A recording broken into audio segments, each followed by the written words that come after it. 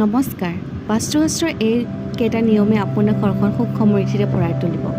প্ৰথমতে, ঘৰৰ যি পানীৰ টেপ আছে তাৰ পৰা বন্ধ হৈ থকা অৱস্থাত পানীৰ টোপাল পৰি থাকিব নিদিব, নহ'লে ঘৰত আৰ্থিক সমস্যা হ'ব পাৰে।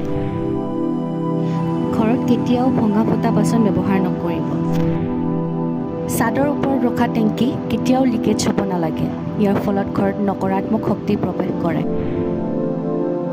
বাস্তুৰ নিয়ম অনুসাৰে ঘৰৰ মন্দিৰ নিৰ্মাণ কৰিব, লগতে পূজা ঘৰত এখনতকৈ অধিক ফটো বা মূৰ্তি নাৰাখিব। আলমাৰী বা লকাৰত এখন হালধীয়া কাপোৰত হালধিৰ টুকুৰা আৰু চাউল হালধিৰে সানি বান্ধি থ'ব। ইয়াৰ ফলত ঘৰত ধন বৃদ্ধি হয়। প্ৰত্যেক দিনা ঘৰত পুৱা গধূলি কৰ্পূৰ আৰু ধূনা নিশ্চয়কৈ জ্বলাব। এনে কৰিলে ঘৰত সকাৰাত্মক শক্তি প্ৰৱেশ কৰে। ঘৰত কেতিয়াও মকৰাৰ জাল হ'ব নিদিব।